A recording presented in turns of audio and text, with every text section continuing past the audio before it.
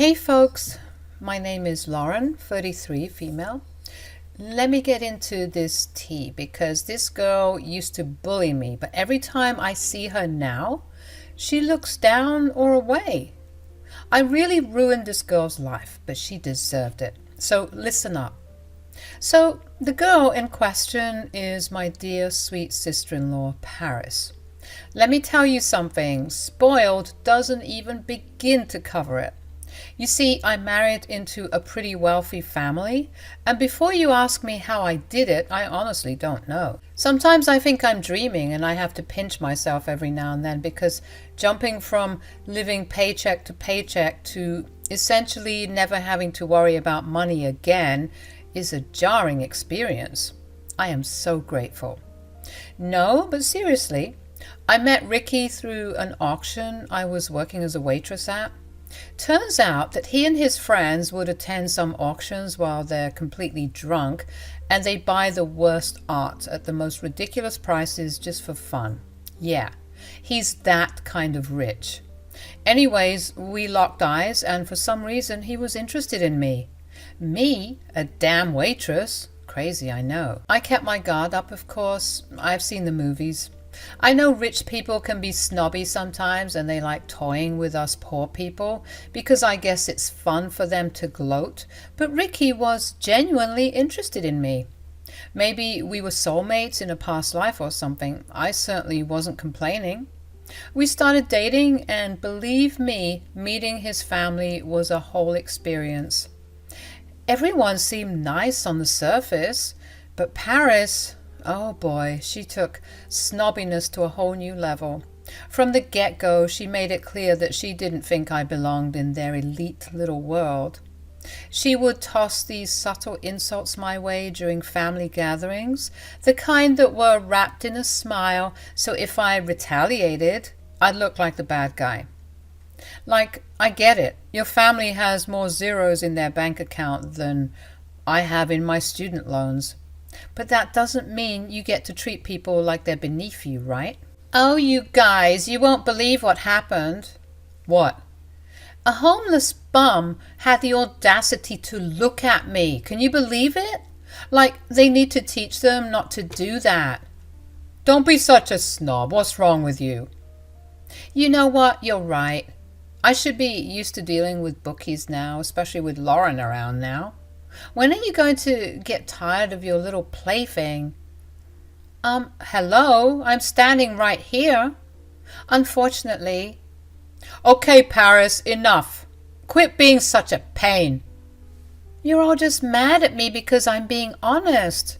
Not my fault you can't accept the fact that you're dating a bum. I'm not a bum. Don't speak to her that way. I swear to God. Whatever. At first, I tried to keep my cool, not wanting to create drama and all, but Paris just kept pushing those buttons, you know? I'd be chatting with someone and she'd swoop in with some backhanded compliment or a snarky remark that left me seething inside. Ricky's other family members were actually really nice and they loved hearing different perspectives since we obviously came from different classes. Now, don't get me wrong. There were some ignorant comments and some microaggressions thrown here and there, but I chalked that up to ignorance and upper-class elitism. It wasn't completely their fault because that's how they were raised.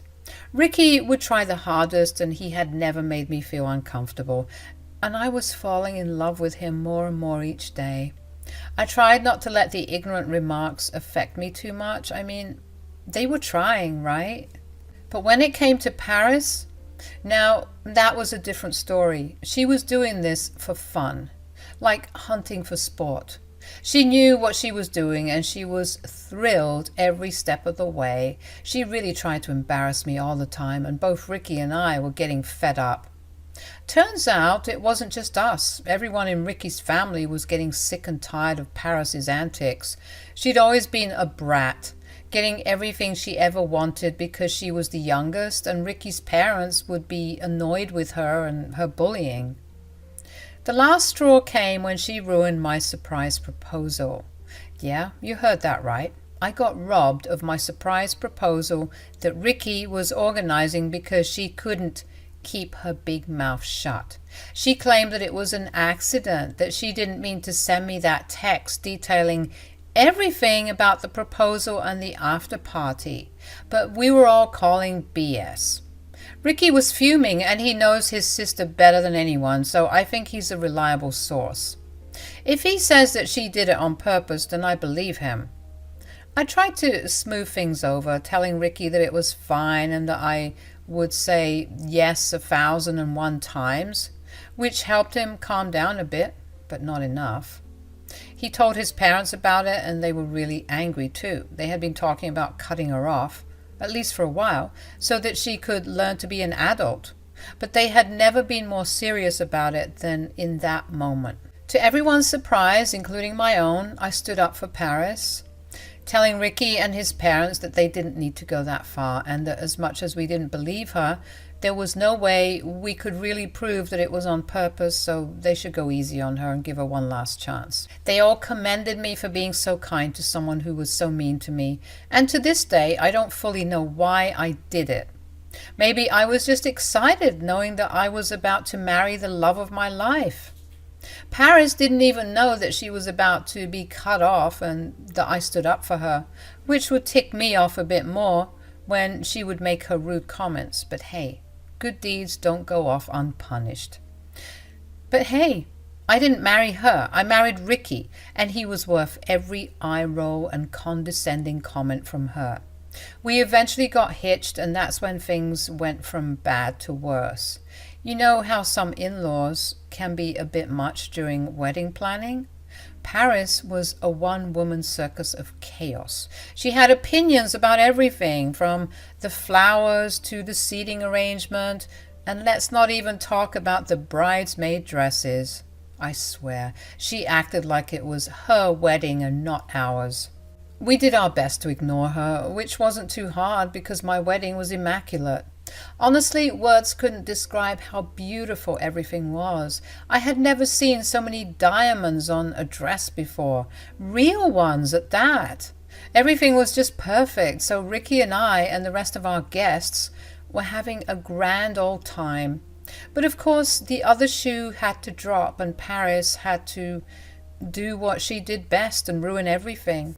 She accidentally bumped into the wedding cake, which was like 10 tears and one of the most beautiful things I had ever seen in my life. A handful of people, including myself, saw her fall into it. She literally ruined her dress just so she could cause a commotion. Talk about being a miserable human being. Everyone was groaning and whispering about her messing everything up because everyone who was there was at least aware that Paris was not the greatest person to be around.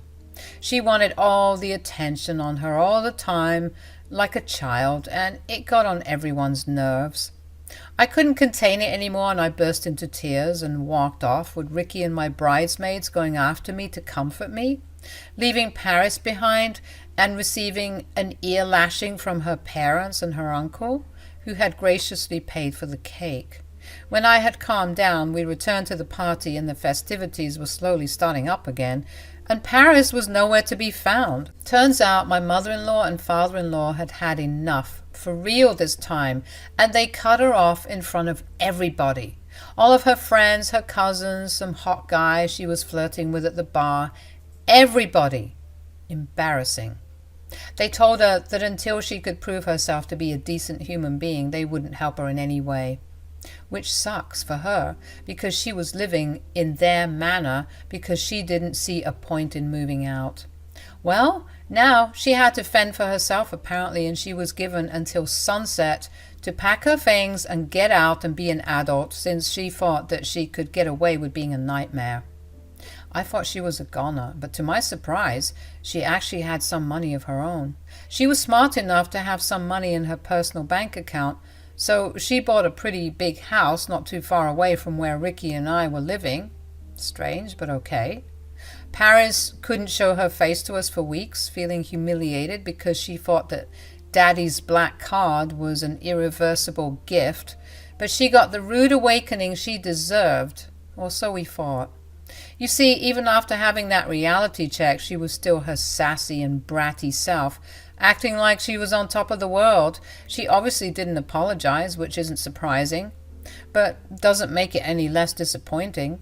The insults didn't stop coming my way. Oh no, things actually got worse from that point on, and she would always be an uninvited and unexpected guest in our home, and I was getting sick and tired of it.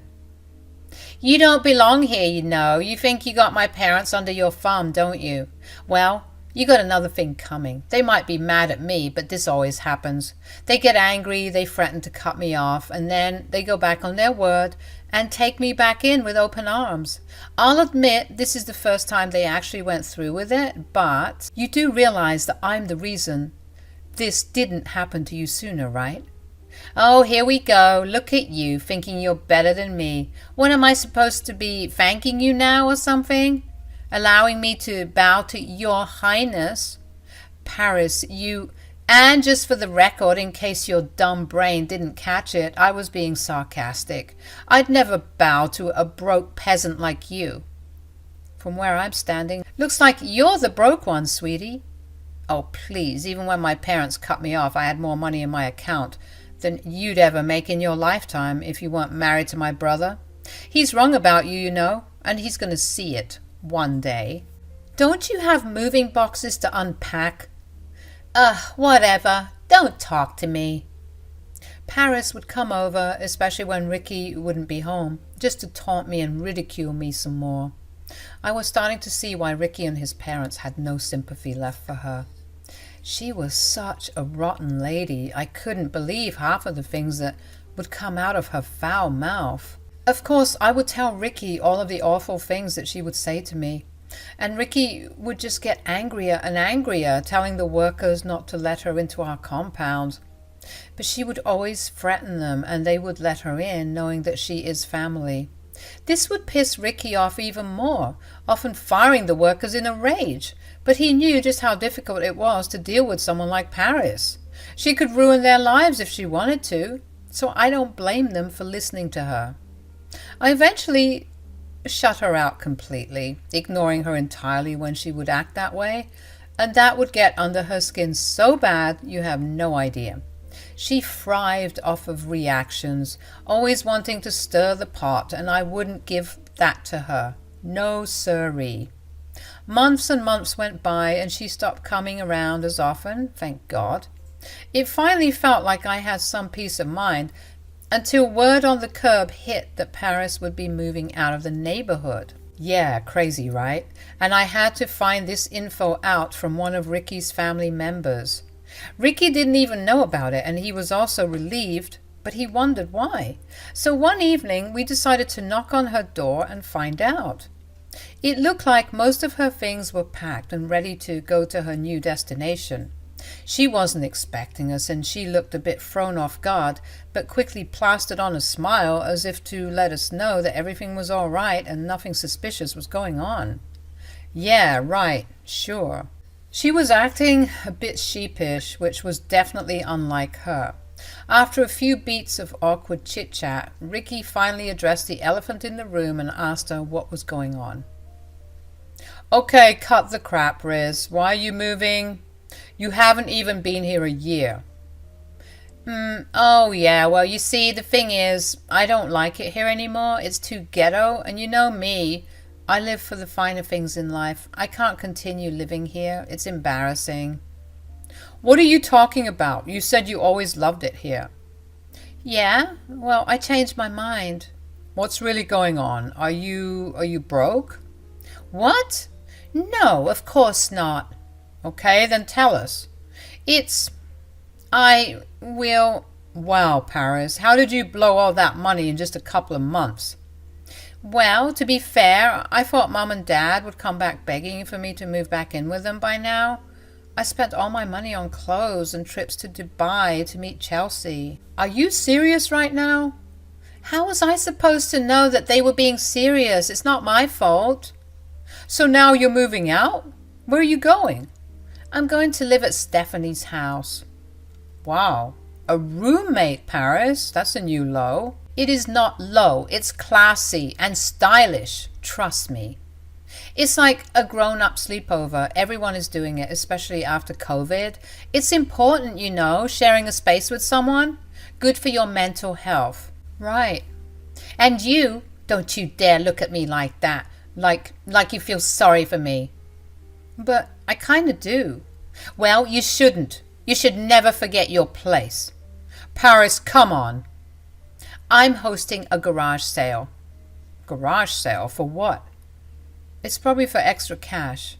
It most certainly is not for extra cash. Do you think I'm struggling like you? You must be out of your mind. You wouldn't know anything about it. I think Kendall Jenner did it recently too. Yeah, she did. It's chic and so in right now. Whatever you say. Anyways, I'm having a garage sale tomorrow because I have to leave the day after. So don't bother coming. I guess this is goodbye. What? Why?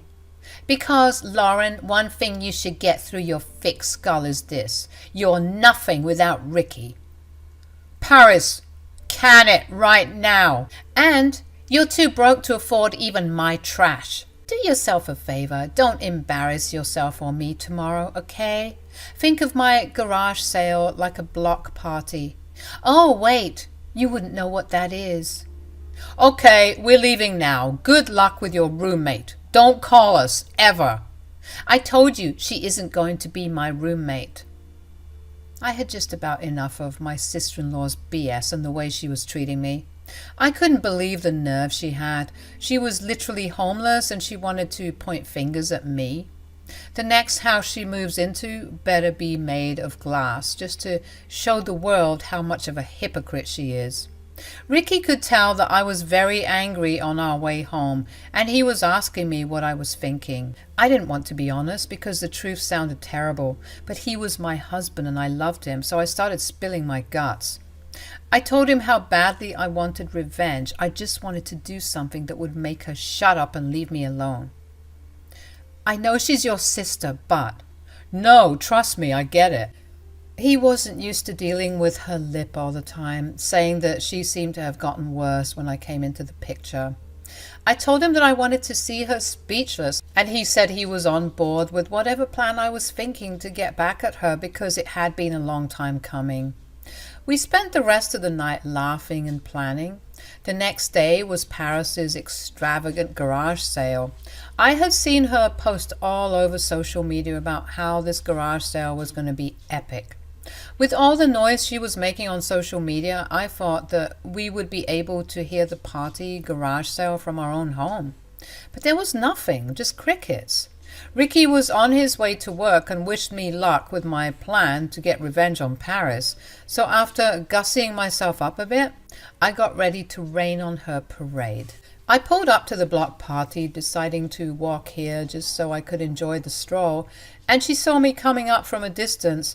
To my surprise, her garage sale was a bust. Only a couple of people were walking around, and she had made her stuff so pricey that a lot of people ended up leaving without buying anything. She turned redder than a tomato and started insulting me like she usually did. But I wasn't having any of it this time, not with my ace up my sleeve. Well, well, well, look what the cat dragged in. Or is your epic party turning out to be a dud? What the hell are you doing here? Didn't I tell you not to come? The street is public property, Paris. I can be here if I want to. Besides, I'm here just to admire something. Ha! I knew it. You're just like a moth attracted to shiny things. I knew you couldn't resist coming here and looking at my assets. Oh, no, I wasn't talking about that. I'm talking about the house. The house? Why would you want to look at my house? Well, that's the thing, isn't it? It's not your house anymore now, is it? Okay, and? You literally used to serve tables like a slave, and you want to talk about people owning houses? Have you ever owned a house in your life? I don't think so. I just laughed at her, and she asked me what was so funny. I told her not to hold her breath because just then the moving trucks I had gotten had arrived and were parked on the curb right in front of her house. She was confused, of course, and and I pulled out of my pocket a set of keys to the house. Yep, I just bought her house. You see, the night before, when I was plotting my revenge with my man, he told me that I needed to hit her where it hurt if I wanted to shut her up for good, and that's when I suggested I buy her house. I was planning on moving my mom in there because her boyfriend recently passed away, and I wanted to do something nice for her and move her closer to me since she was lonely. Ricky said that was a perfect idea and that he would pay for it ASAP. He got on the phone with some of his friends who work in real estate, and luckily no one had reserved the house, meaning it was up for grabs. He bought it then and there on the phone, and he told me that he would get the keys in the morning and give them to me. I explained all of this to Paris, and her jaw was on the floor like in Johnny Bravo. I couldn't help myself. I just had to laugh at her again. What's so flipping funny? Oh, I don't know. Maybe it's the fact that I owned the beautiful house that you had to give up. As if you could ever afford this place. Look at the new lease. Has my name and everything, sweetie. I can't believe this. How could you humiliate me like this? You did this to yourself, Paris. You were such an awful person to me. You should be lucky that this is all I did. Now, if you don't mind, can you please pack this up and get this show on the road? My guys have to move in my mom's stuff, and she'll be arriving in the evening. But I don't have to leave till tomorrow. I told you.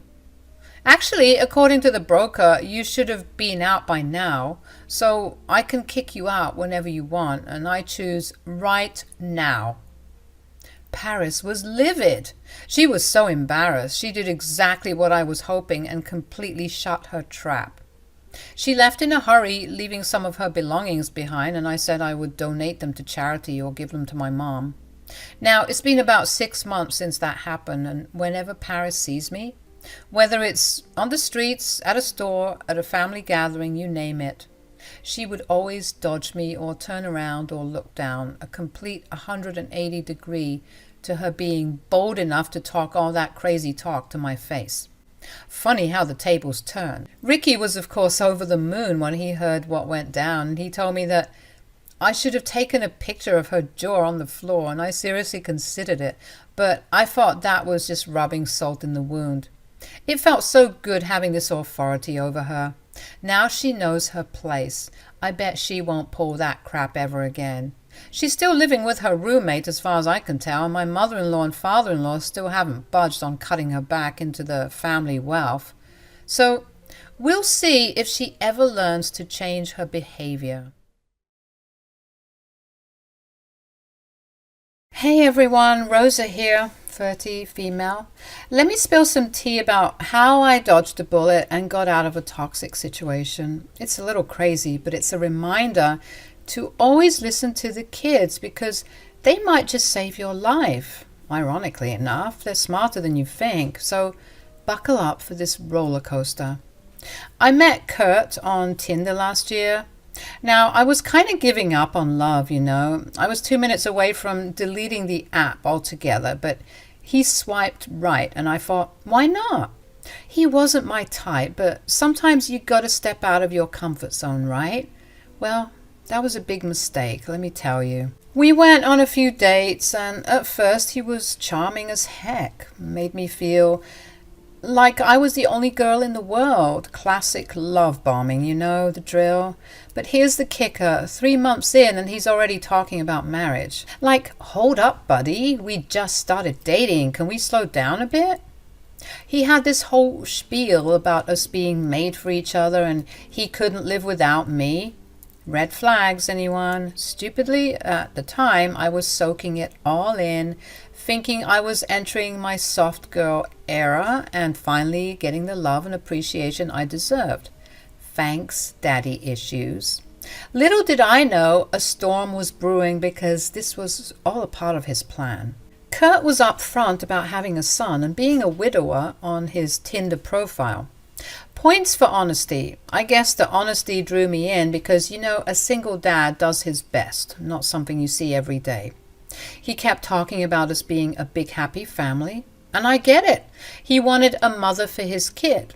At first, the love bombing seemed cute. Like I said, I was lapping it all up. But when he started pushing for marriage more and more, that's when the alarm bells started ringing. Like, why the rush, dude? Then came the manipulation tactics. Now, he was telling me I needed to get hitched ASAP because I'm pushing 30 and I was lacking a husband and a kid. I was ready to call him out on being a misogynistic jerk, but he pulled out the big guns, talking about biological clocks and whatnot. You know, a lot more women nowadays are struggling with conceiving because they're having babies later on in life. I'm just saying, if you want to be a mom, you have to consider that. I guess you make a valid point. And you can practice being a mom with my son. Think about it. He's already 16, but trust me, he can be a little bit of a stinker. What do you mean? Well, I suppose I shouldn't talk crap about my own son. Huge red flag, by the way. But I could describe him as manipulative. Manipulative? How? He's literally a kid. You don't know him like I do. He's manipulative and rebellious. I guess that's expected. He's 16 after all. You're not doing a good job selling this whole motherhood thing, hey?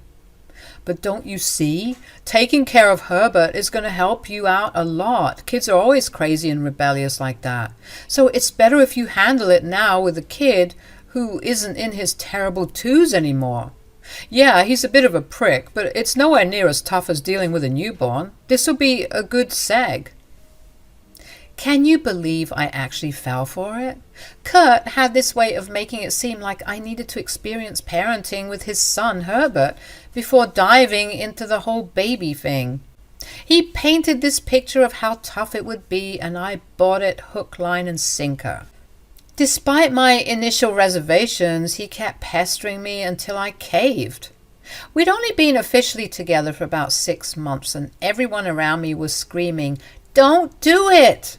Friends, family, they all warned me. But call me love-struck or something, I was ready to cut off ties for this man. They were unsupportive, of course, but I just didn't care at the time. Our wedding day came and only a handful of my friends showed up. It was a bit sad, but I was convinced that marrying Kurt was the best decision ever. I also got a chance to properly get to know Herbert. He's a sweet kid, quiet, reserved, but sweet nonetheless. Our wedding day turned out pretty good, all things considered. I was quite happy about it all. Kurt and I had our honeymoon and we returned to his home where we found Herbert. But almost immediately I could tell something was off.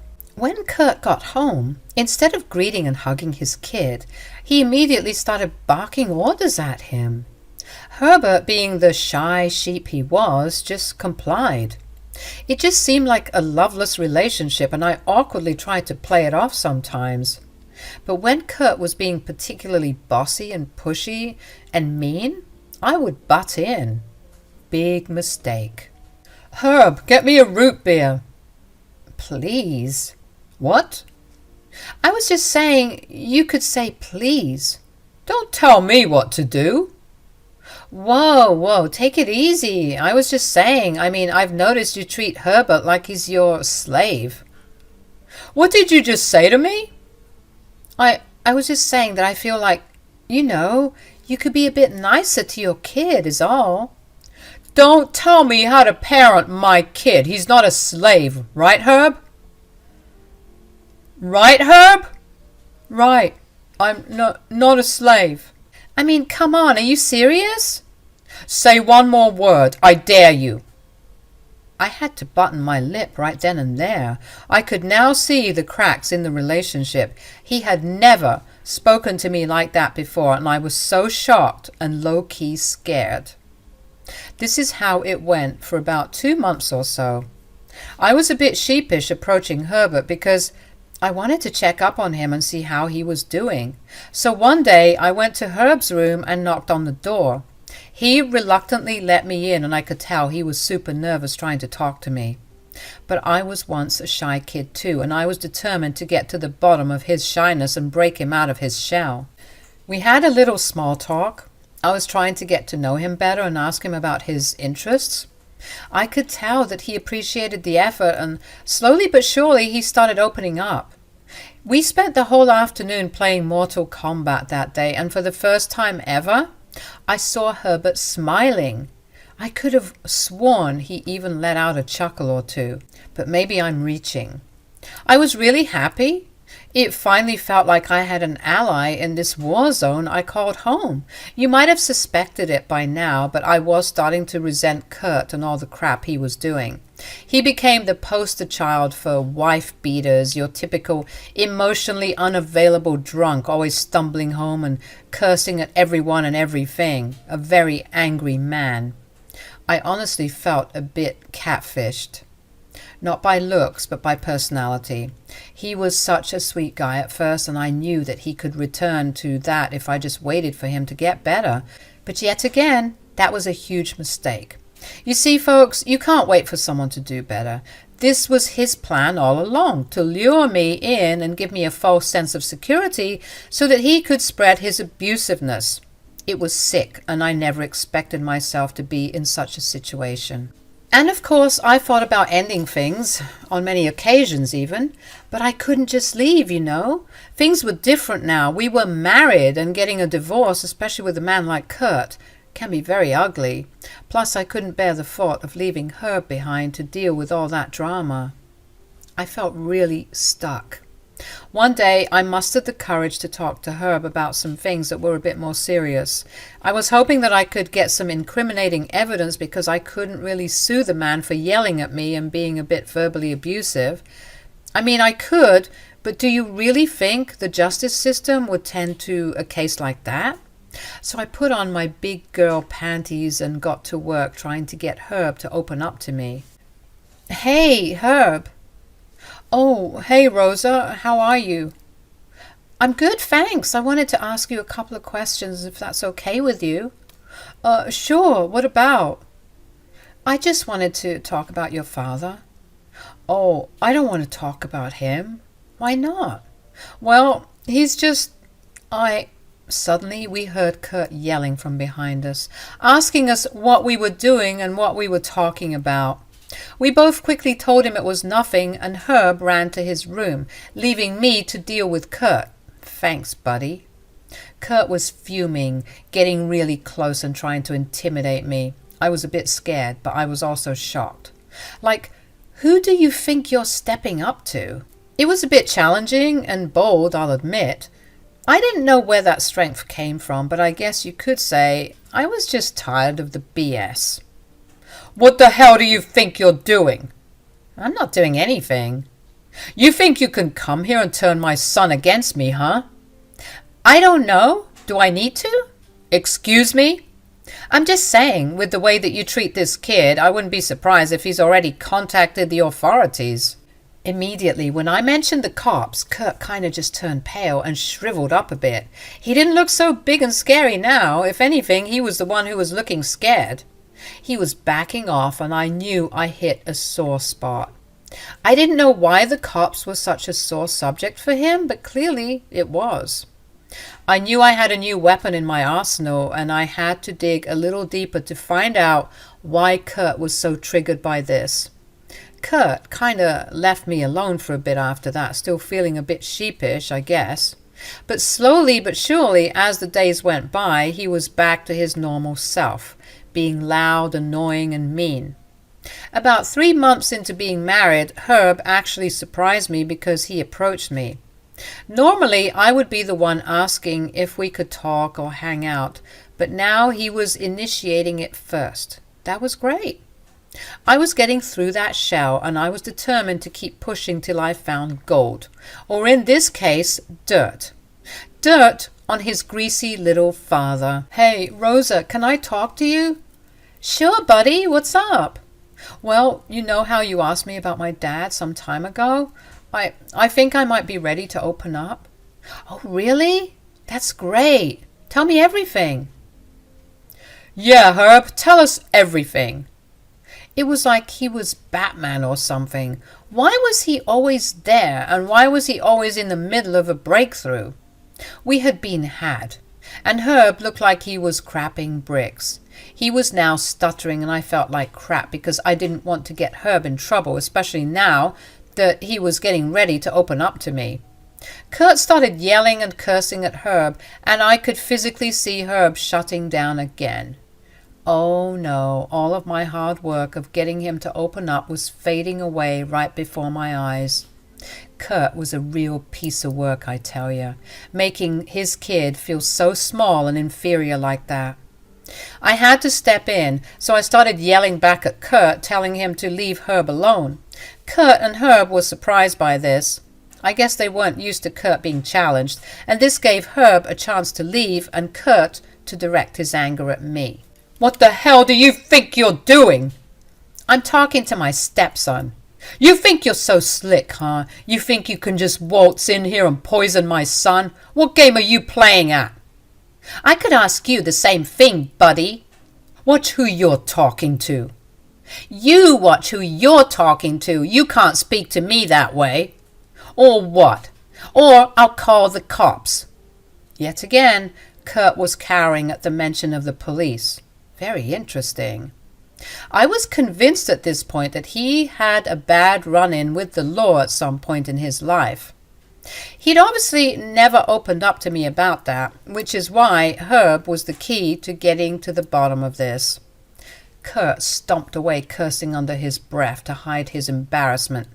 And I knew that under all of that aggression and anger, he was just a scared, insecure little boy.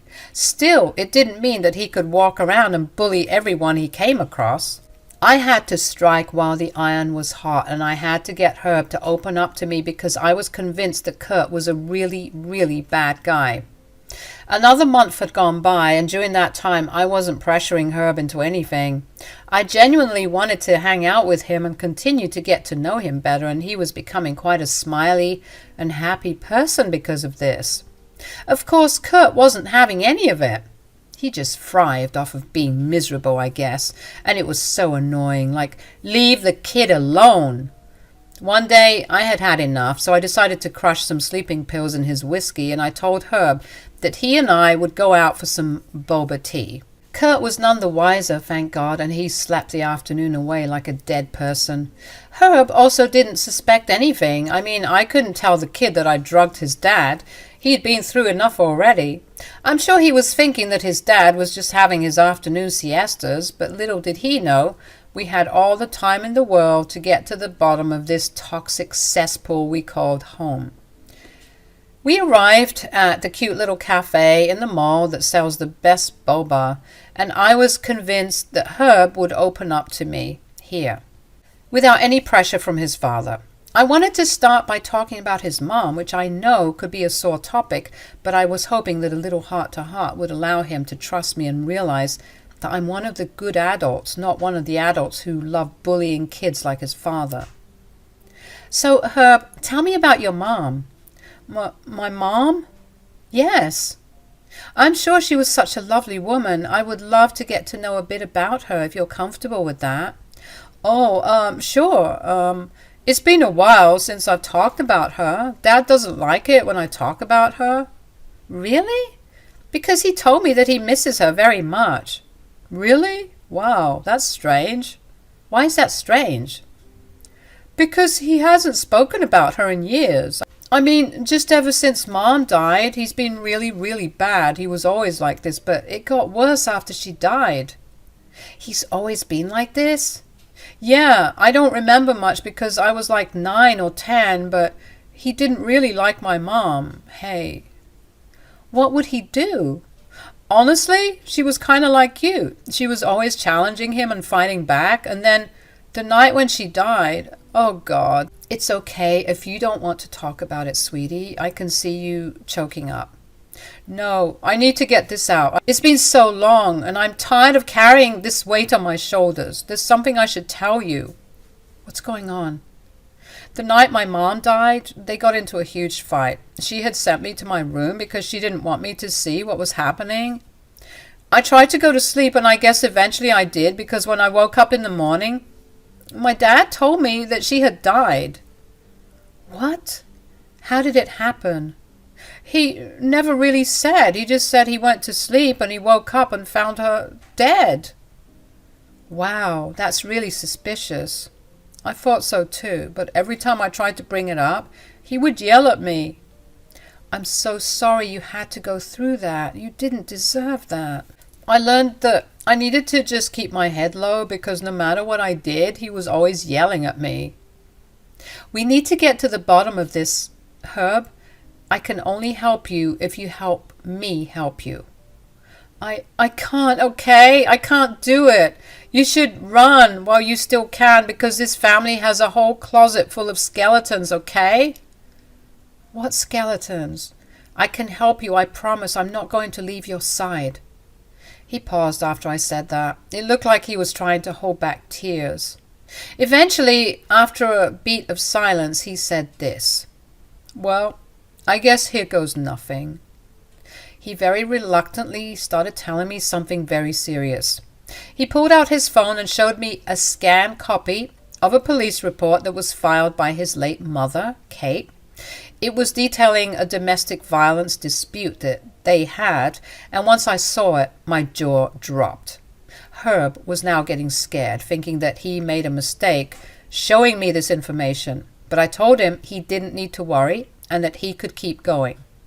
I found this last year. I was messing around in my mom's old files just to feel her presence, I guess, and I saw it and I scanned it and it's been saved in my phone ever since. I saw the picture on his phone and I was gobsmacked. It was a police report that Herbert's mom had filed against Kurt, detailing some horrific domestic abuse claims. She had also attached some pictures to the report, and I gotta say, they were pretty hard to look at.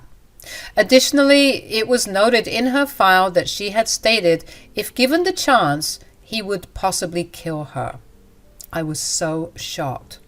I asked him what had happened and what he knew about the case. He said that that's what he's trying to figure out. He didn't know anything else about the case other than the files he found, and he's been going crazy trying to figure out why it wasn't filed or why it wasn't taken seriously. This kind of thing happens all the time, though. People see women suffering and they do nothing about it. Even the people who are supposed to help us don't help us at all. This is the worst thing I've ever seen. I'm so sorry. It all just seems hopeless. My whole life I've been beaten down by him. I don't know. It just doesn't seem like anything will change. And if I say something, he might do something to me. I'll make sure that doesn't happen. No, Rosa. You've been so nice to me. I thank you. But if you want my advice, you should run as fast as you can, like I said. This is my family mess, and I guess I'll just have to deal with it. I wouldn't take no for an answer. I hugged Herbert and told him that everything was going to be okay and that we'd get through it together. I assured him that the moment we got home, we were packing up some things and going to stay at my friend Martin's place. Herbert was, of course, trying to resist it, saying that this was all a big mistake, but I assured him that he did the right thing by telling me about the case file his mom made. When we got home, we saw that Kurt was still passed out, so we hurriedly got some stuff and went our merry way to my friend Martin's to get away from Kurt's crazy ass. Herbert and I went to the police station shortly after we got a bit settled at my friend's place. I told them everything Herbert had told me, showed them the proof, and requested a psychologist to check up on Herbert because he had been through a lot. I was so relieved to hear the police saying that they would look into the case. They were even wondering why it wasn't taken seriously in the first place, and they wanted to look into the officer in charge of the case and take some action. I made sure to keep communicating with them to see if this could stand as enough evidence as grounds for divorce, obviously, but also to get custody of Herbert since he was currently living with me. Fast forward a couple of days and Kurt was arrested in his home. I'm sure it was super embarrassing. After Herb and I left and Kurt finally woke up, he went ballistic, blowing up our phones and asking us where we'd been. I told Herb to ignore him no matter what until the police got back to us with news of his arrest, because he was super pissed. Who knows how he could have reacted? When Kurt got arrested, he had used me as his one phone call, and he started yelling and cursing at me. I just stood there waiting for him to finish. "What the hell is wrong with you? I didn't even do anything."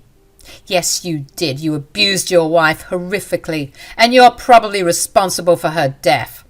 "You sound like a crazy person, Rosa. I knew I never should have trusted you." "Oh, please, you're not fooling me with that bullcrap." "This is going to ruin me, Rosa. I'll never recover from this." "Good. I hope you never do. Your wife's death was suspicious, and you don't seem to want to help with filling in the blanks with her mysterious death. So, seems like you'll be spending a lot of time there until you feel like fessing up. You're a monster, and I hope you rot there for the rest of your life. You didn't deserve her, and you don't deserve Herb. You'll pay for this." "Actually, it's you who's going to be paying. Me, alimony, when I officially divorce your abusive behind." I cut the call as he was ranting and yelling, and I looked over at Herb, who heard the whole thing, and for the first time in what felt like forever, I saw Herb let out a big sigh, and his shoulders slumped in relief. I knew that we were well on our way to healing. Hey you guys, Cheryl here, 27, female. Let's go into this mess. So about 6 years ago, I decided it was time for a change. So I packed up my crap from Scotland and I landed in Texas, ready to explore my new stomping grounds. I'm a sucker for good pasta, and Benji's, a bistro not too far from my place, became my go-to spot. Now, usual hostess Geneva was missing in action one day.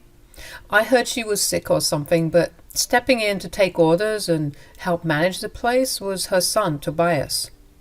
Now, let me tell you, I was blushing like a schoolgirl. Tobias was a sight for sore eyes, and as a bonus, he could cook up a storm. He seemed to be checking on my table a bit more often than necessary, and, well, I wasn't complaining. Seemed like he was feeling the connection too. When it was time to settle the bill, I thought, why not be bold? So I slipped my number into the bill book, hoping he'd notice. I left, fingers crossed, and for a couple of days it was crickets.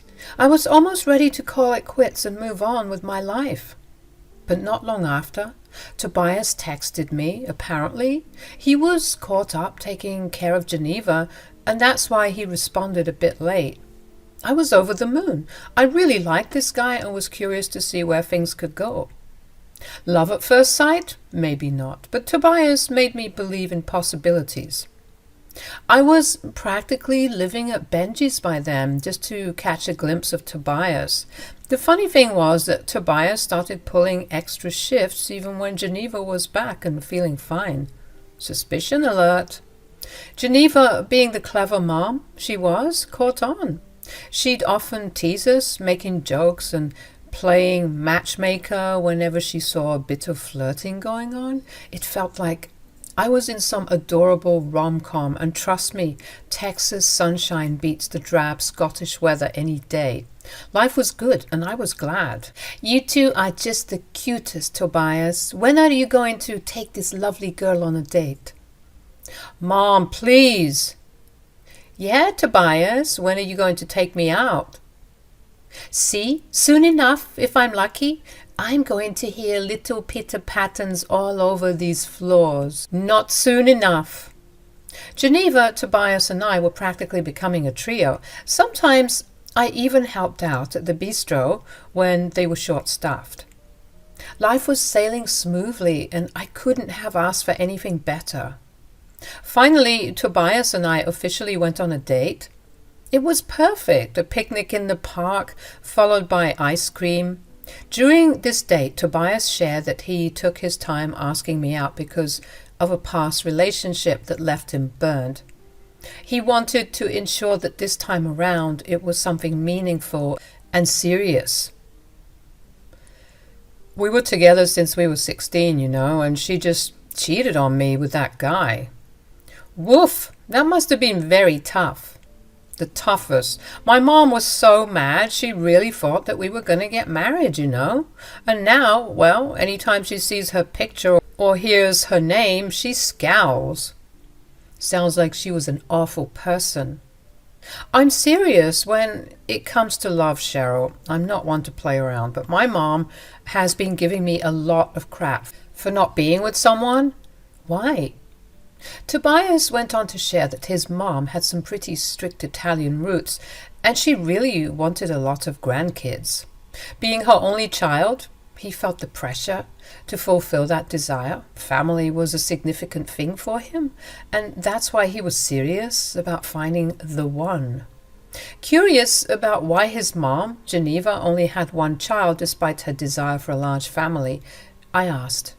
The conversation took a darker turn. Tobias revealed that his mom had faced significant challenges. She had gone through about 7 miscarriages before finally having Tobias. The doctors informed her about fertility issues and advised against having more children. It was indeed a tough situation. That's why she's always on my case about getting settled down. I'm 24. My dad was married by the time he was 22. Damn. But I told her that this was my life and that I had to go according to my schedule, you know? Can't live the rest of my life regretting a decision I made when I was so young. We had been dating for 5 years, and that's when Tobias decided to pop the question. It happened in the bistro, and he orchestrated a surprise with everyone's help. It was a romantic and cozy moment, and I'll cherish it forever. The excitement was palpable, especially from Geneva, who went all out to celebrate the proposal. She danced, prepared a feast, and invited the whole neighborhood. Tobias was head over heels for me, ready to settle down. On our wedding night, flying to Bali for our honeymoon, Tobias expressed his deep commitment. He promised to dedicate his life to taking care of me and our future children. Fast forward about a year into our marriage, and I was celebrating my 27th birthday. We hosted the celebration at the bistro, and everything was going well until I needed to wash my hands. To my surprise, Geneva followed me into the bathroom and even entered with me. It felt a bit odd, but she was my mother-in-law, so I figured maybe we didn't have boundaries anymore. I asked her what was going on, and she started bombarding me with really invasive questions about my fertility. It was weird, right? I didn't know what to make of it, and her creepy line of questioning was making me uncomfortable and irritated, especially on my birthday. So I asked her why she was asking, and she dropped the wildest comment. Well, it's just that Toby hasn't told me of any pregnancy news yet, and I was wondering when you two would, get to it. Well, we're just going with the flow, When the time comes, it will come. That moment marked a shift in everything. Geneva's expression darkened suddenly as if I had just told her that her house had burned down. She looked cold and distant, and I asked if she was okay. She insisted everything was fine, urging us to return to the party. Trying to brush off this strange encounter, I continued to enjoy the rest of my birthday celebration. However, when the party was over and we were tidying up at Benji's, Geneva remained cold and distant. I asked once again if everything was okay, and man, that turned out to be a mistake. Alone with Geneva, because Tobias had gone to pick up his German Shepherd from doggy daycare, she literally exploded, yelling at me. She insisted I shouldn't touch her or speak to her if I wasn't going to give her grandbabies. What? I was so freaking confused. And in really strange situations like these, absurd ones, I sometimes chuckle or laugh in disbelief. It's not that I find it funny, it's just that the craziness of the moment overwhelms me, Anyway, I did just that, and it seemed to push Geneva over the edge. She didn't like my reaction one bit. Geneva started yelling, and it felt like a never-ending stream of insults. She called me all sorts of things, switching between English and Italian and then back to English when she realized I couldn't understand what she was saying. It was so chaotic. I felt like a tornado had been let loose in the bistro. You're so selfish. How could you do this to me? Geneva, please, you need to relax. This isn't good for your blood pressure. What seems to be the problem? The problem? I'll tell you the problem. My son married an idiot. That's the problem. A selfish, bratty, stupid idiot who only thinks about herself. Geneva, we've only been married for a year. Could you cut us some slack? I knew you were bad news from the moment you got here. I always knew that you had something evil about you.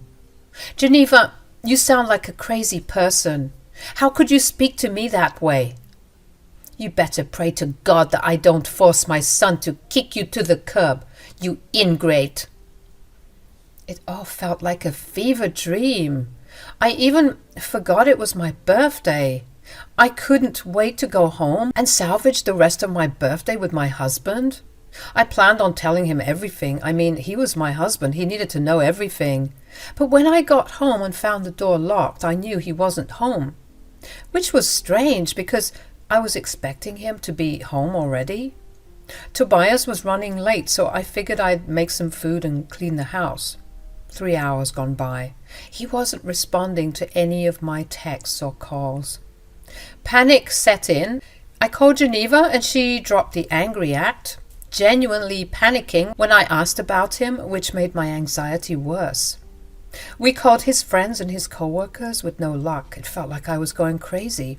Geneva said that she'd call me if she heard anything, and I told her likewise. A couple more hours later, Geneva finally called, and her wailing broke my heart instantly. I knew deep down that something terrible had happened to him. Geneva told me that Toby got into a really bad accident on the highway. Some drunk loser was speeding and crashed into him, killing him instantly. Words couldn't describe what I felt. It was like everything had gone black and white. Refusing to believe it, I got my keys and headed to Geneva's place. We held each other, sobbing until we had to go to the hospital to see his body before it was taken away. My world had fallen apart and I didn't know if I would be able to move on. Peeling a grieving mother away from her son's body in the mortuary was tough. One of the worst things I've had to do. I didn't think I could sleep alone that night, understandably, so I was going to ask Geneva to come over, or if I could stay with her, because really we're all we had left. Tobias was the glue that stuck us together, especially after our little tiff earlier. I thought we could hold some more space and empathy for each other, but before I could even open my mouth, she started yelling at me again. I swear, the car must have been shaking from the way she was yelling. We hadn't even left the hospital yet. I told her to calm down because I was getting fed up too. When did this lady think it was okay to bully me just because she was feeling bad? I was feeling bad too. Geneva, what is your problem? You. It's all your fault. How is any of this my fault? If you didn't have your stupid party, he wouldn't have to go and pick up that stupid dog, and none of this would have happened. Why didn't you have the party at your house? Geneva, you're the one who offered to host it at Benji's. I know your heart is broken, shattered, but please be reasonable. You have no idea what I'm going through. Yes, I do. I also lost him, Geneva. Can't you see that? You think you could possibly compare yourself to me? You must be on crack or something. You think that marriage can compare to flesh and blood? I gave birth to him. He is an extension of me. It feels like I've been amputated, Cheryl. Do you know what that feels like? You couldn't possibly know what that feels like because you've never had a child. Geneva, you need help. We both do, can't you see? The grief is doing this to you. Please, let's go back to my house and... No! Don't you dare call it your house. That was my son's house, a house that you're no longer welcome in. What? You heard me. I couldn't believe what I was hearing. This lady was trying to kick me out of my home just because I couldn't give her a grandchild? Don't get me wrong, I know losing a child must be the worst feeling any parent could experience, and people grieve in different ways, but kicking me out of the house was a bit much. She was just going full wicked witch at that point. We were yelling back and forth, and the car was fogging up with all of our yelling. She then told me that I needed to drive her home, to my home, so that she could watch me pack my bags and move out. Even though I wanted to drop her out of my car and let her walk home, I bit my tongue for the millionth time that night, and I drove us home, thinking that once she sat down and I got her a cup of tea or something, she would calm down. But apparently, she was dead serious. She told me that I needed to pack my bags ASAP. You can't kick me out of here. What is wrong with you? This is my home. Not anymore, it's not. If you think you're sleeping here tonight, you got another thing coming. This is my son's home. I'm the one sleeping here tonight, not you. Where am I supposed to go, huh? I don't care. Go and die in a hole somewhere for all I care. You know what? Screw you, Geneva. She ignored me and immediately went upstairs. I followed her, finding her in my bedroom trying to pack my things. I told her to let go of my stuff, and we began to tussle a bit as I was pulling my clothes away from her, and she started cursing and yelling at me some more. I was so exhausted at that point. It had been the worst birthday ever, and this woman was just trying to add insult to injury. You're a piece of trash. You were never worthy to be part of this family. Then I said something that really struck a nerve with her, but it had to be said. Listen, Tobias told me everything. What? He told me about the miscarriages. What? How dare you? Don't you dare. I can't imagine how hard that must have been for you. I am so sorry. But you can't take out your frustrations on me, and you can't expect me to fulfill your dreams because you were unable to fulfill yours. Oh, she didn't like that at all. She really turned up the heat, calling me all these names that I can't repeat because I don't cuss and because this is YouTube. It was really nasty. I had never been spoken to like that in my life. I swear she even managed to get me a bit teary-eyed because just wow. I had nothing else to say. I had been completely drained because I was living my worst nightmare. I just stared at her blankly as she continued to rant and rage. When she was done, I let her go. I wasn't about to deal with any more drama that night. I was still trying to process my own feelings. So I went downstairs and poured myself a glass of wine while I heard my mother-in-law angrily cursing and packing my things out of sheer spite. I couldn't believe everything had turned upside down so fast. After about an hour or so, she had packed most of my things and was throwing them down the stairs, telling me that I needed to get out as soon as possible because she was disgusted by my presence. I continued to stare at her blankly, and she told me to stop staring. Why? Is it because you feel guilty? Guilty for what? You're not wanted here. Don't you get that? You are of no use to this household anymore. I hope you die out there in the streets. She shoved my belongings in my arms and she told me that I needed to get out before she called the cops. I was fuming at that point, but I did what I was told because I didn't want to be in the house with that hag anyway. I had to awkwardly call up one of the nicer workers at the bistro and ask if they could accommodate me for the time being. She had always been a sweetheart, and she was just as crushed when we had texted the staff in the WhatsApp group with the news, and she said she was more than happy to take me in. I was so grateful because this girl didn't owe me anything. If anything, she had every right to report back to her boss since her loyalties lay with her, but she was a good Samaritan and I'll forever be indebted to her.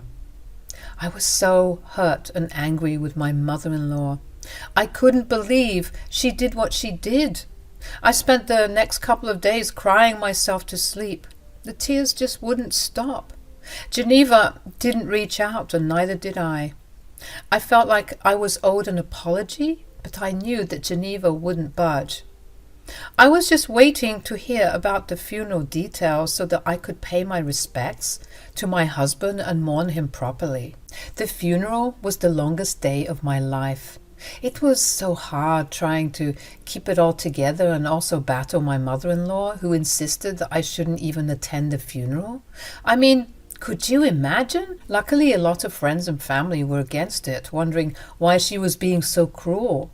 Many of them didn't know that she hated me and kicked me out of the house. I figured that it wasn't the time or the place to let them know just how awful she was, and I guess she was too scared to face the heat.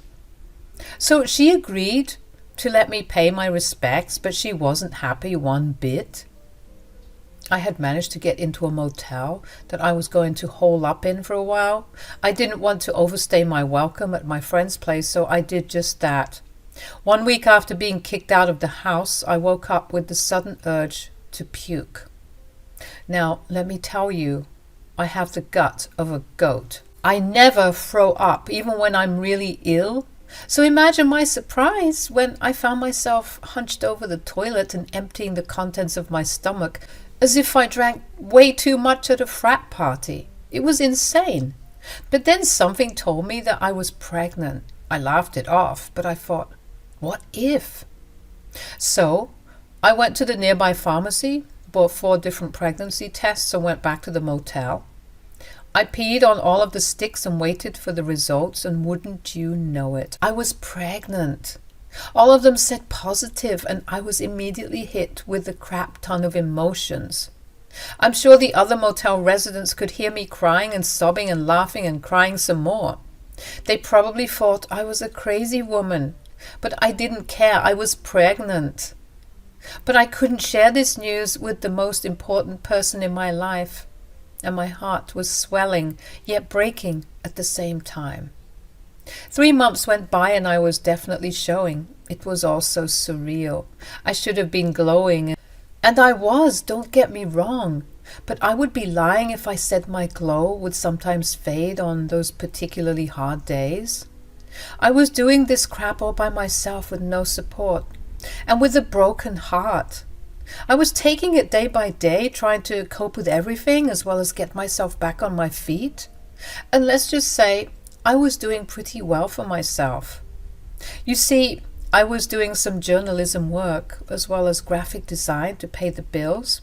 I found a cute little apartment that was already in the works of getting some stuff together for my baby.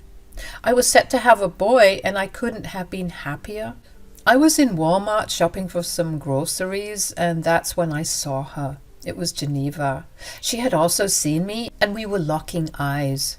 Then she looked down and saw my belly, and she started marching towards me. When she got up to me, she said, "Really?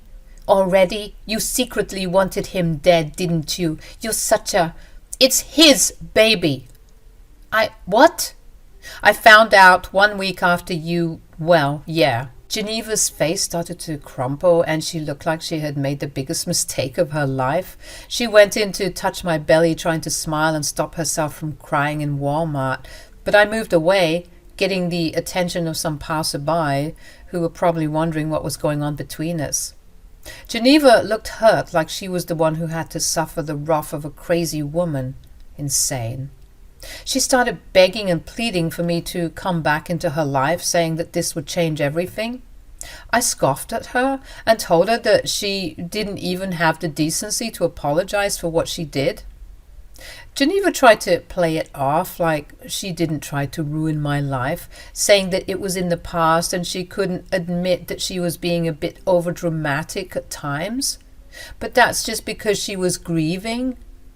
I reminded her that she kicked me out of my home with no plan in the middle of the night, all because I couldn't give her a grandchild.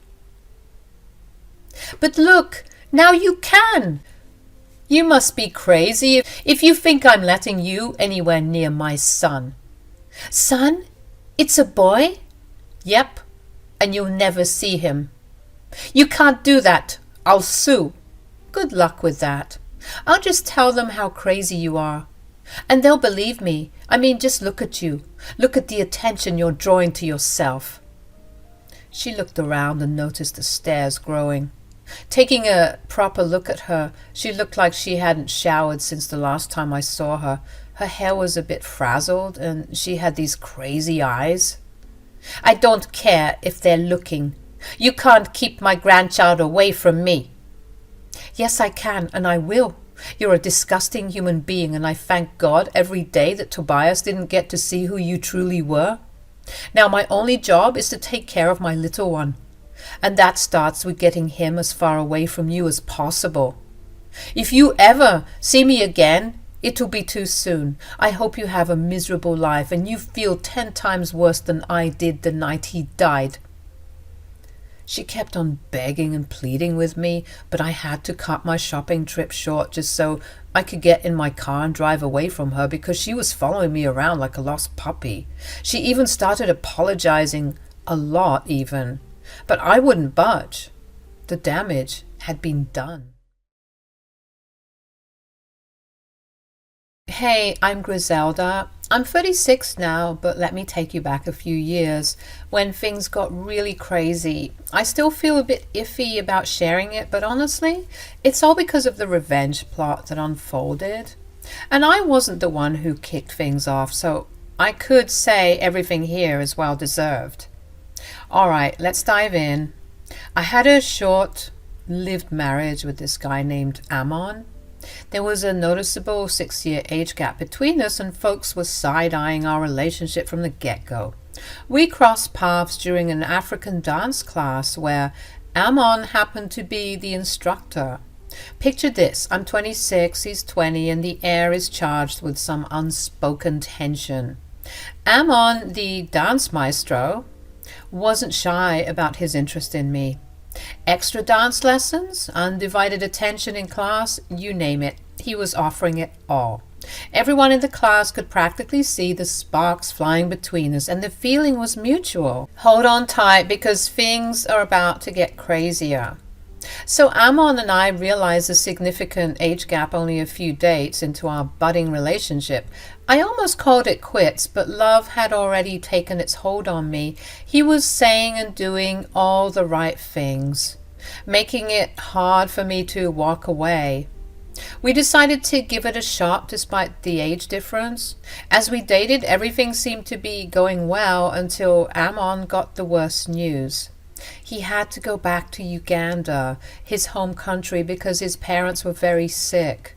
I had spoken to them a few times over the phone during our little fling, and they seemed like lovely people, and my heart broke for Amon. But his leaving essentially put a permanent pause on our relationship, or so I thought. 4 long years went by, and I found myself celebrating my 30th birthday in the club with my friends. In the middle of the shots and lights, I thought my eyes started playing tricks on me. I could have sworn I saw Amon dancing with another girl. I blamed it on the alcohol until I made my way closer. Lo and behold, it was Amon. He had just returned from Uganda and was readjusting to life in America.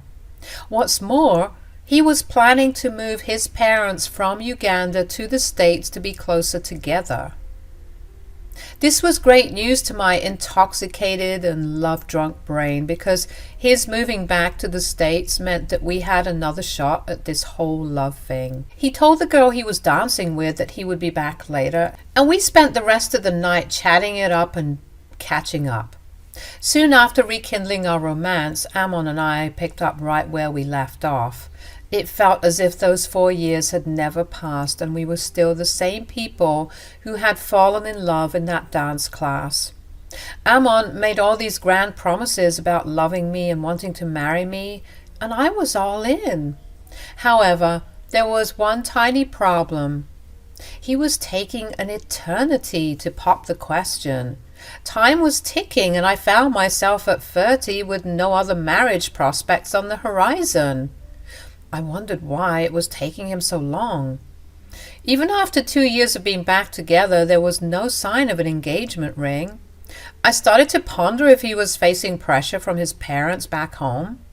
When I spoke to them, they even expressed their disappointment in their son for taking too long to make things official. "My son is disappointing me," You think you are the only one who is disappointed? I'm 60 years old, and I'm yet to be a grandmother. Trust me, I've tried dropping hints and telling him that the clock is ticking, but he doesn't seem to want to propose now. He's saying it's too early. Too early? It's actually quite the opposite. Don't worry, your father-in-law and I will talk to him and get his head straight. Father-in-law? Yes, and you can call me Ma too. You're already our daughter, our sweet Griselda. Don't worry. Amon will propose, and if he won't, I'll just have to fly that side and force him to do it. Oh, Achin, you're too funny. Don't call me that. Call me Ma. And I'm being serious. Don't worry. Amon will make you his wife.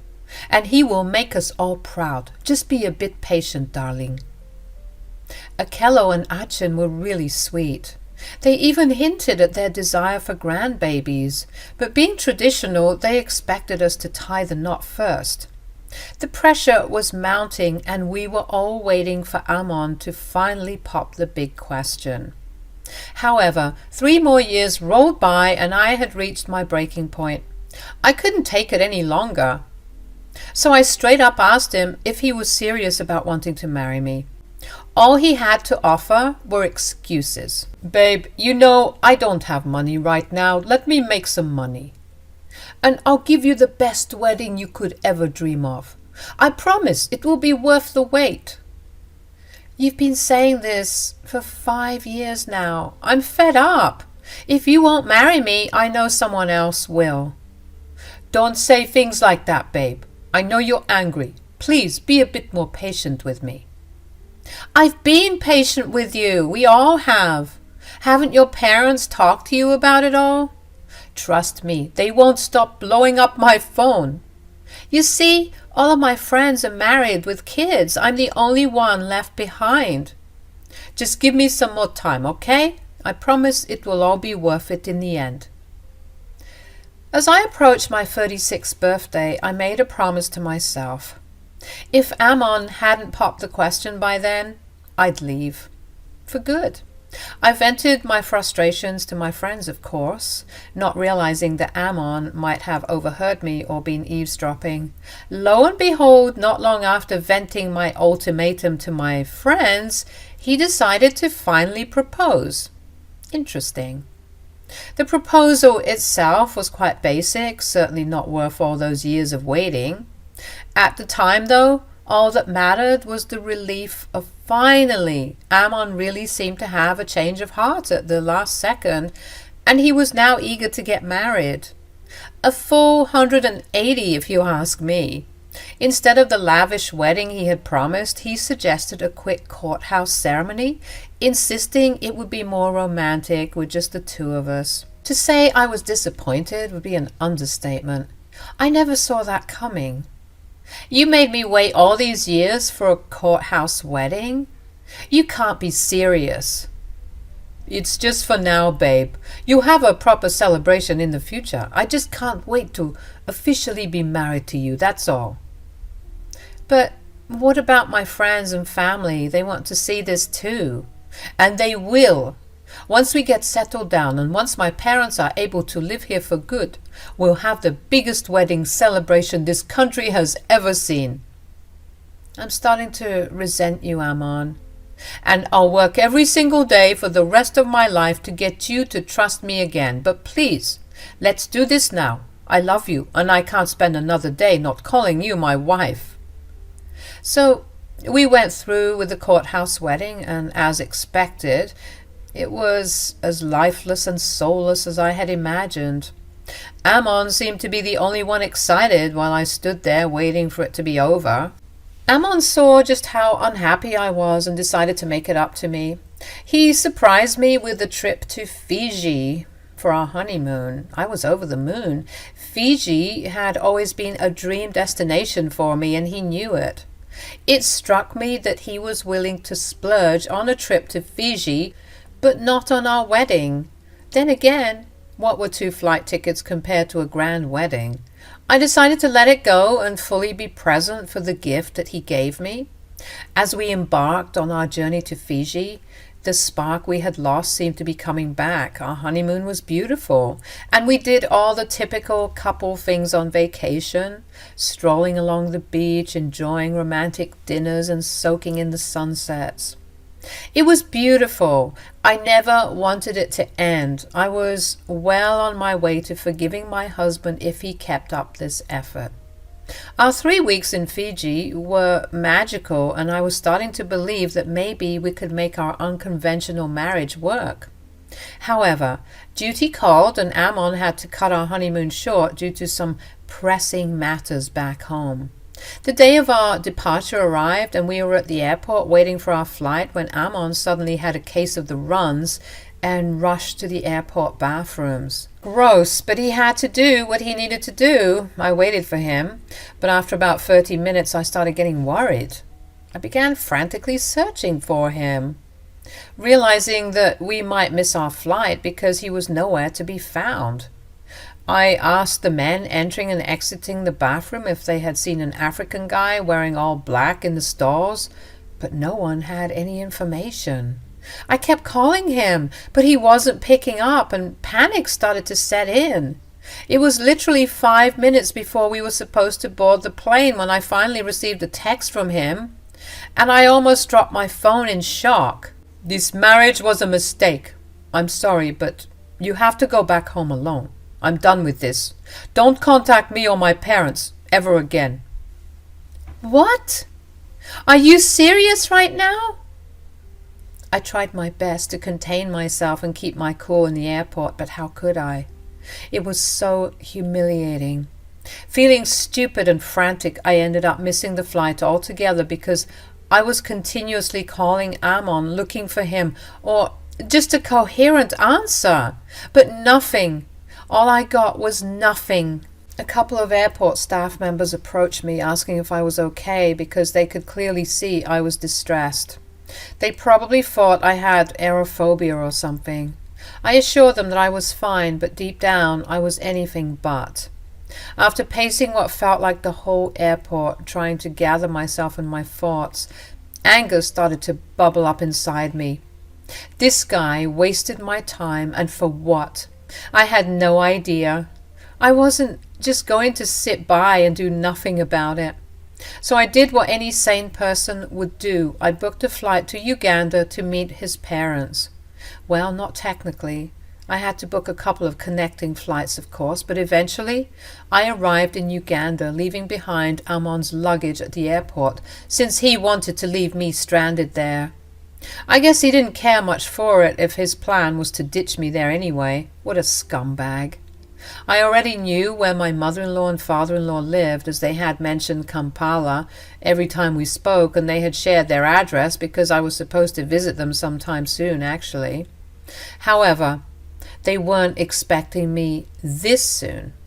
I arrived at their home late in the afternoon after reaching the country early in the morning. I knocked on their door, and they were surprised to see me, of course.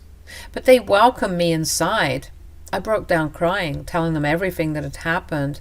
As if I hadn't been through enough already, they revealed an even bigger, heartbreaking truth. "My dear, this is so shocking. Honestly, we don't know what had gotten into that man. But it breaks my heart seeing you like this. I have to come clean. I'm so sorry." "Achin, no." "Can't you see this poor girl is hurting? What is wrong with you? We have to tell her the truth." "Truth? What truth? You knew about this?" "No, of course not. But we also haven't been honest with you either. You see, the reason why we were telling Ammon to marry you was because, well, we knew that you came from a well-to-do family, and we were hoping that you'd help us out. We also knew it would be beneficial because once he married you, he would be able to get his green card." Am I being pranked right now? Please tell me where the cameras are. "We're so sorry, Griselda." "So that's what all this was, huh? You just wanted me for my money and my green card. How pathetic. You didn't have to do any of that. If you needed money, why didn't you ask?" "Pride and honor." We can't just go around asking for handouts. So you'd rather lie to people who care about you? That's sick. That's the truth, Griselda. I'm so sorry you had to find out this way. But as for Ammon, I have no idea why he did what he did. If anything, it goes directly against our plan. It's not like we hated you. We were happy for Ammon when he told us he was in love with you. Well, clearly, he lied because he just abandoned me, and I don't know why. Achin was just as pissed as I was, wondering why her son had messed up their plans so badly.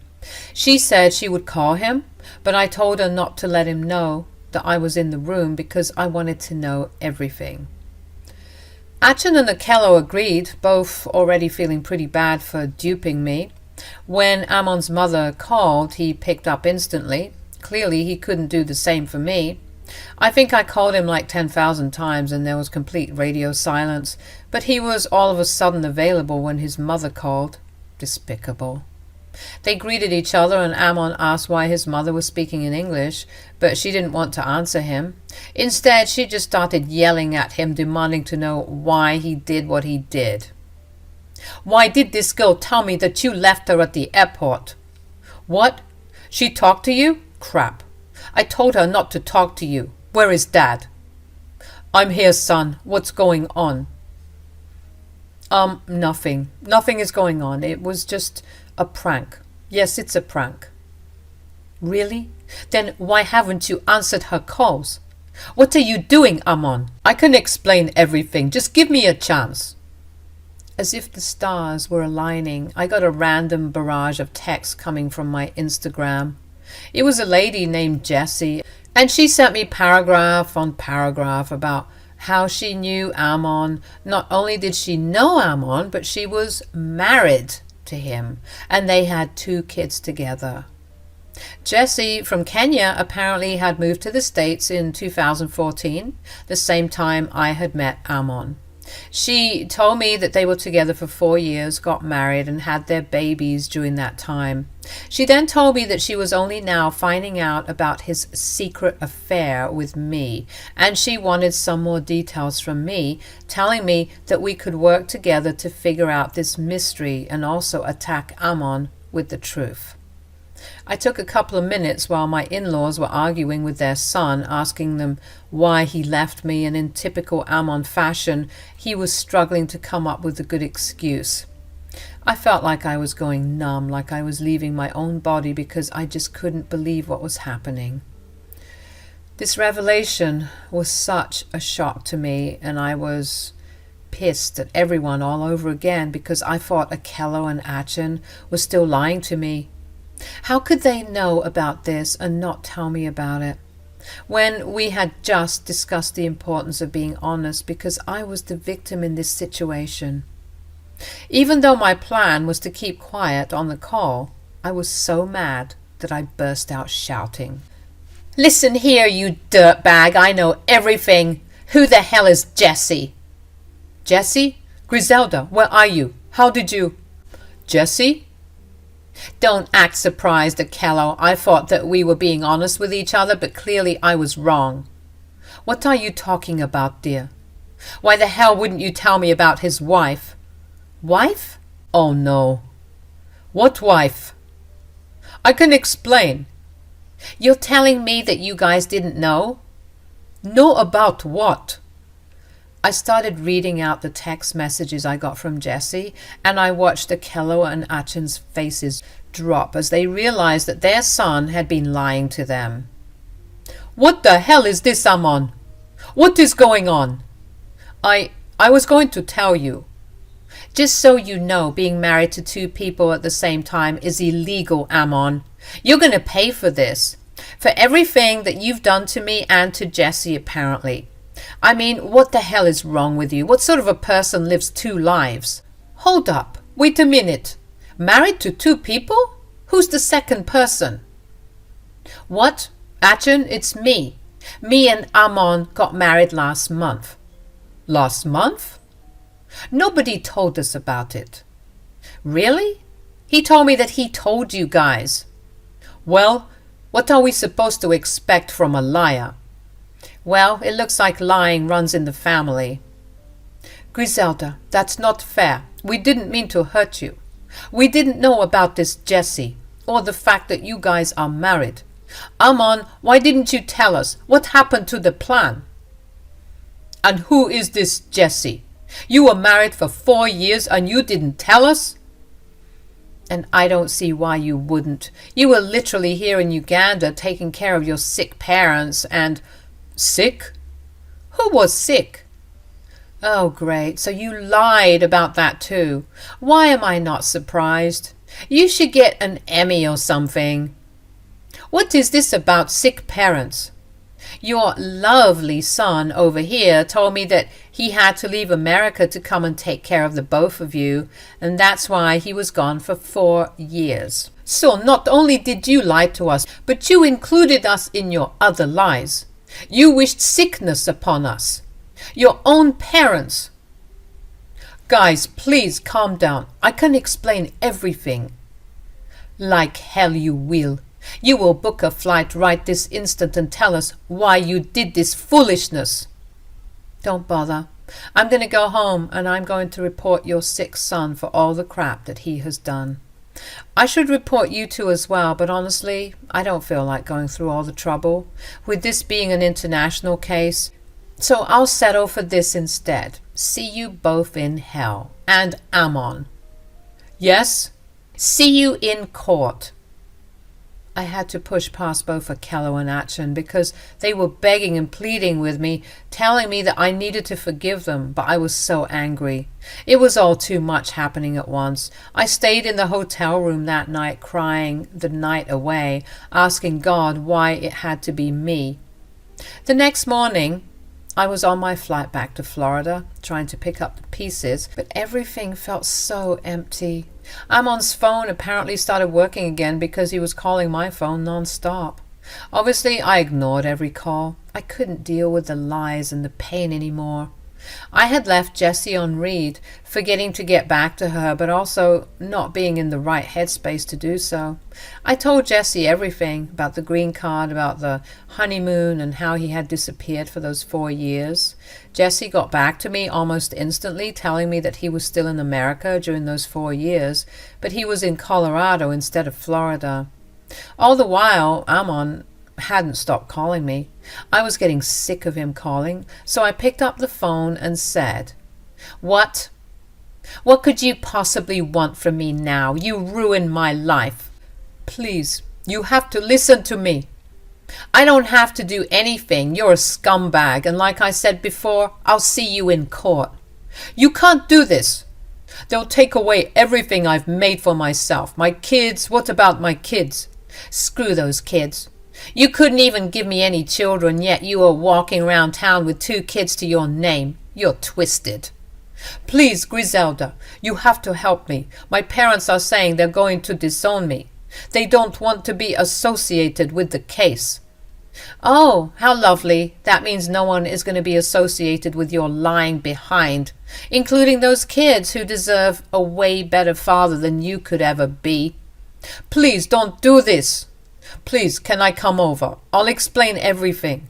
Why don't you explain everything to your kids, so that they can see just how worthless you are? Listen here and listen well. If you call me again, I'm going to add harassment as another complaint in this case. Got it?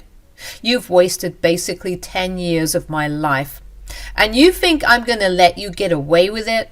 I'm going to sue you for every penny you have before they ship you back to Uganda.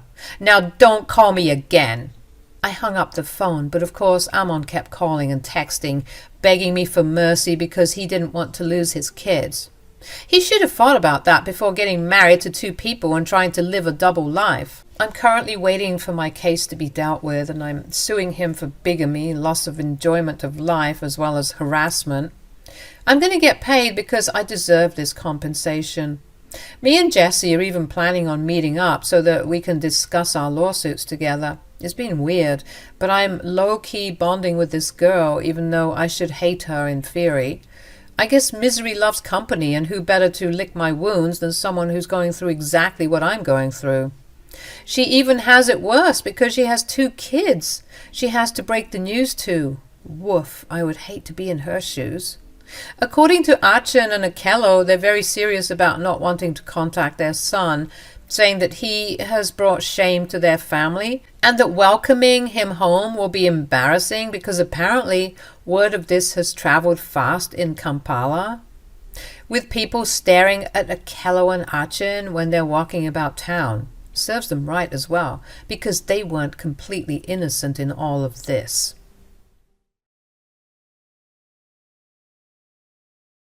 Hello guys! I had a psycho mother-in-law, Ali, who I would like to talk about today. Hold on tight because this is somewhat of a roller coaster story. To be honest, I hadn't meticulously planned my revenge against my horrible mother-in-law. I would say that I made some snap decisions and it all ended up playing in my favor. Not to mention that Ali shot herself in the foot and it was more or less karma delivering revenge on my behalf. Anyway, onto the story we go. My husband, Zane, is a single child. He grew up in a rather loving, trouble-free household where both parents had a great relationship. He loved both his parents equally too, since his home life had been drama-free. I did find this very sweet in the beginning, but things took a turn for the worse once I realized that his mother absolutely hated me. She was the "you're taking my baby away" kind of mother who hated every girl he brought home. I tried my best to make her warm up to me, but she made it clear that we were enemies. Whatever, guys. I'm not someone who runs behind someone like a lovesick puppy just to get their approval. That's not me. So I maintained my distance and tried to be civil to Ali. No matter how badly my mother-in-law treated me, I didn't raise my voice at her or call her names. I knew my husband was attached to her and I didn't want to mess that up for him. On the positive side, his father, Taylor, is a really good man and welcomed me into the family with open arms. He was often my supporter and shut Ali down whenever she was mean to me. Maybe that's why I did what I did. Anyway, now my mother-in-law always did the usual routine of how Zane deserved better and I was a bad wife. But the incident that changed it all for us was when I was out for lunch with a cousin of mine. I saw Ali out with a strange man and somehow she was too cozy with him. Sorry, I'm just being nice, guys. Ali was downright being inappropriate. I was in shock and decided to take some quick pictures just in case. Then I got back to my food, hoping Ali wouldn't see me and create drama. Oh boy, was I wrong. After a few minutes, she was standing at my table with the most disgusted expression on her face. She pointed a finger at me and said, "I knew it. I always knew you were nothing but a cheap woman." What on earth are you talking about, Ali? What do you think I'm talking about? How can you be so shameless, June? Have you no respect for my son? I really don't understand what is going on here. What are you saying, Ali? I'm talking about the fact that you were cheating on my son with this man here. I was stunned to know that Ali was literally accusing me of cheating when she was the one kissing a strange man. I was in shock and didn't know what to say, so I simply stated the obvious and said, "What in the world, Ali? This is my cousin. I'm not cheating on Zane." "Why are you lying, June? I saw how cozy you were with him. I know all your cousins and this is not one of them. Calm down, Ali. You are overreacting and misunderstanding everything. I am telling you, this is my cousin. Stop making a scene. Everyone is looking. Let them look. Let them see what a cheap little girl you are. I always knew you were not good enough for my son. You're just a cheater. Just wait. I'll tell my son right now and show him the pictures. I will make him leave you for good." Ali stormed out of the cafe and went to her car. My cousin and I were too stunned to speak at all. I was so embarrassed that I ended our lunch there and drove to a different location. We had a good laugh about it then, and I didn't worry because Zane knew my cousin very well. He would set my mother-in-law straight. When I finally went home, I was greeted by a lot of shouting. I noticed Taylor's car in our driveway, so I knew Allie had called everyone to expose my loose character. I heard the shouting even before I saw the faces. My mother-in-law was screaming like a banshee, while Zane said, "Calm down, Mom. You're being ridiculous. My wife isn't cheating on me. That is not true." "I saw it with my own eyes, Zane. Why don't you believe me? You need to leave her. No one should stay with cheating women. They don't deserve a second chance. Once a cheater, always a cheater." I think we should just hear June's story too, before jumping to conclusions. Thank you for saying that, Taylor. I tried to tell Allie what was going on, but she wouldn't believe me. All three turned to me, but the expression on Allie's face was pure poison. She got into my face and started to scream at me about what a horrible woman I was. I was called a lot of colorful names that I will not repeat here, but you get the picture. Allie was adamant that I was cheating, and she was going to make everyone believe her. She even pulled out her phone to show them some pictures she took of me. She said, "You see this, Zane? I told you June is cheating on you. It is time for a divorce, son. You deserve better than this." "Mom, I told you she went out with her cousin. The pictures prove nothing but the fact that I was right. That is her cousin." "Oh my God, Zane, are you lying to us to cover up your wife's affair? I know all of Allie's cousins, and he isn't one of them." "You don't know all of them, Allie. This cousin of mine lives abroad and couldn't make it to my wedding. Now he is in town visiting his in-laws who live here. His wife didn't join because she got sick from food poisoning." "Lies, they are all lies." "She is not lying, Mom. It's true. He is her cousin." Zane then proceeded to explain to his psycho mother that the man was indeed my cousin. I was so insulted by the way Allie talked to me and called me names that I didn't even want to see her face anymore. I was super angry. I stood there fuming and thinking if I should ask her questions about her whereabouts at the cafe. My decision was made when Allie understood that she was wrong but refused to apologize. The conversation went like this. "I strongly believe that June deserves an apology from you, Allie. What you did was not okay." "I agree with that too, Mom. You took things too far. This was really uncalled for. My wife had done nothing wrong, but you accused her of something horrible." "Why should I apologize? She shouldn't be that close to her cousin anyway. Besides, women like her will cheat one day or another. I won't apologize to her for looking out for my son. Don't keep any expectations, June." "I don't expect you to say sorry to me, but I do have a question for you, Allie. What were you doing there?" I watched the way Allie looked a little panicked when I asked her about her whereabouts. The shift in her expression was obvious, although she tried her best to hide her nervousness. But she started to wring her hands and looked anywhere but at us. Tyler picked up on my question and actually looked confused too. He looked at Allie and said, "Yes, even I have some question. You weren't supposed to be near the cafe where you saw June. What were you doing there?" Well, I was there with my female friend because she wanted to grab lunch as well. That's why I was at the cafe." "That is rather odd, Allie. I did see you at the cafe, you know.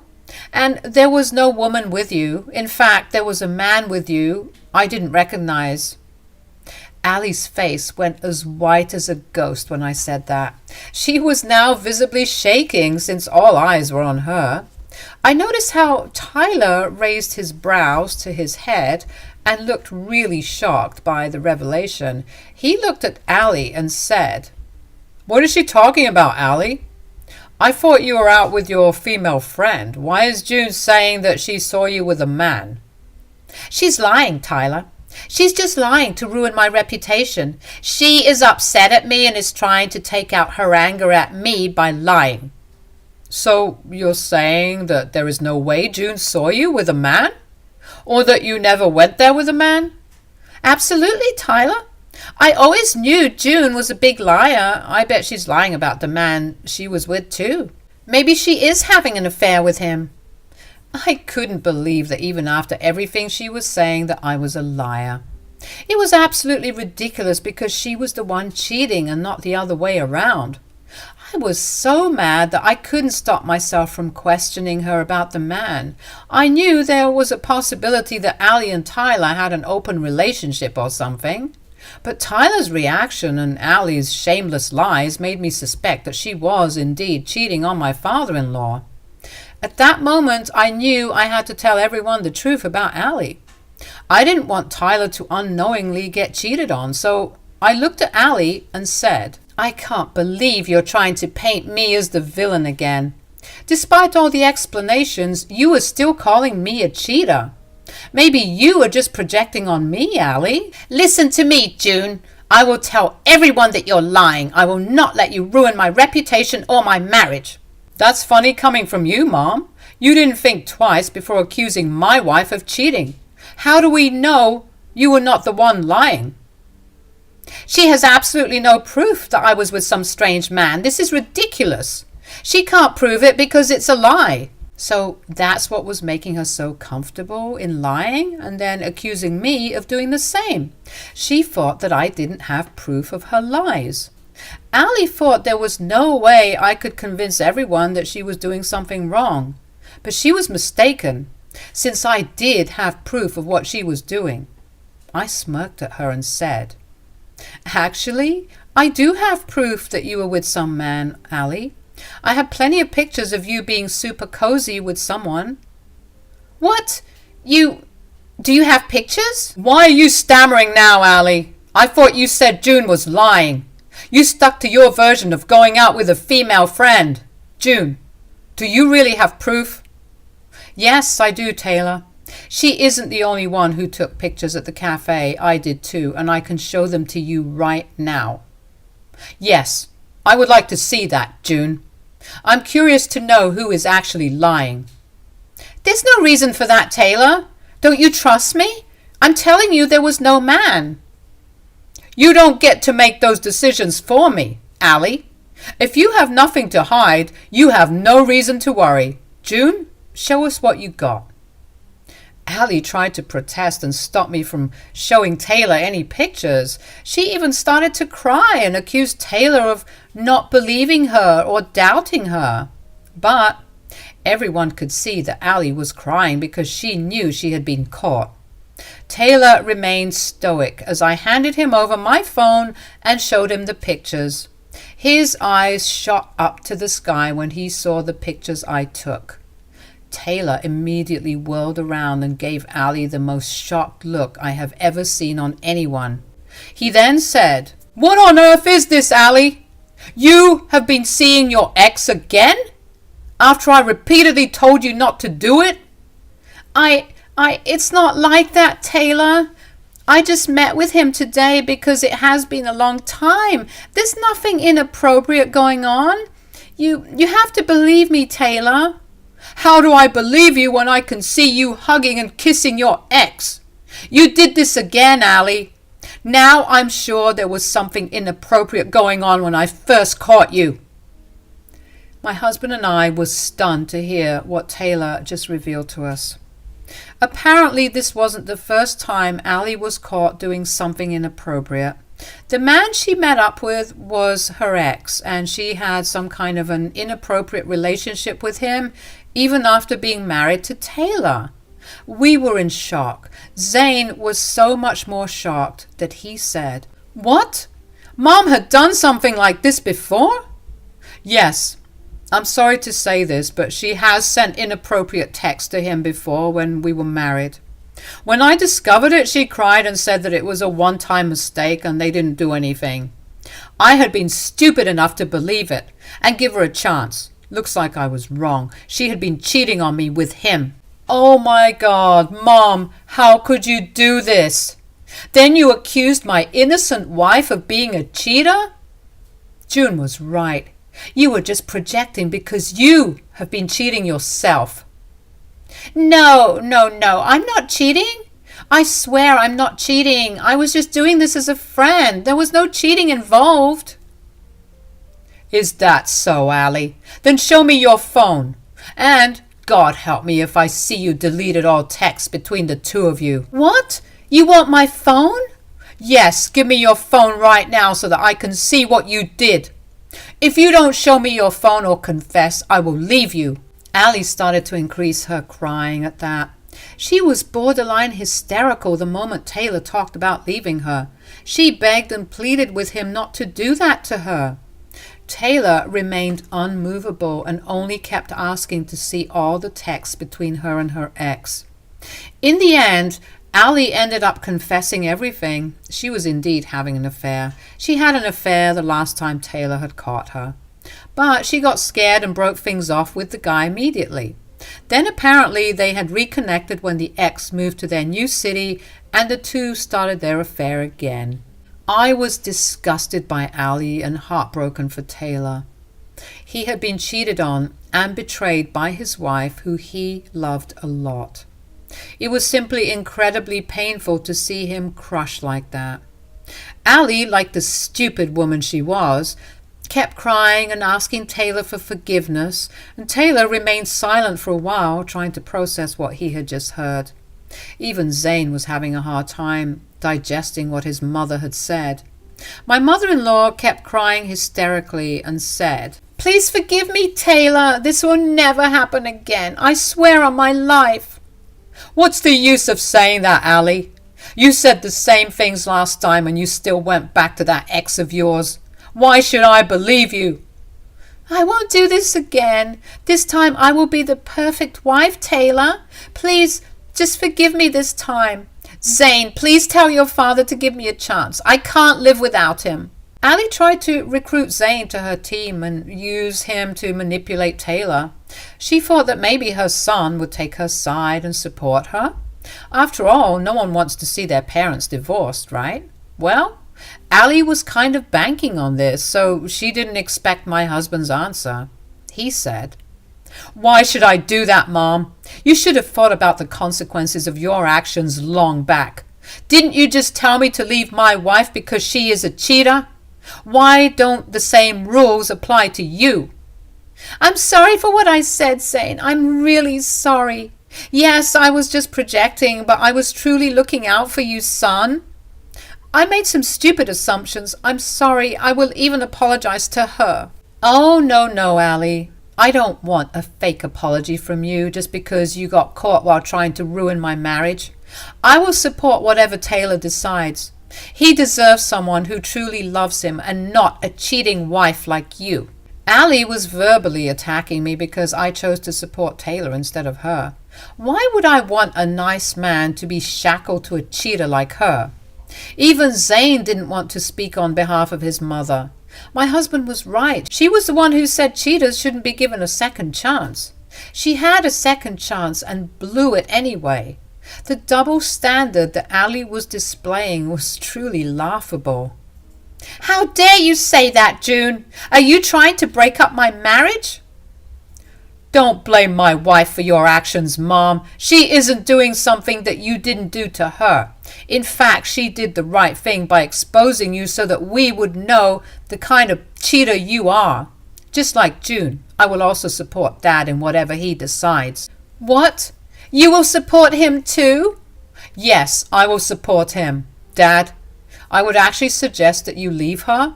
You gave her a chance and she blew it anyway. I don't think she will ever change. You do deserve better."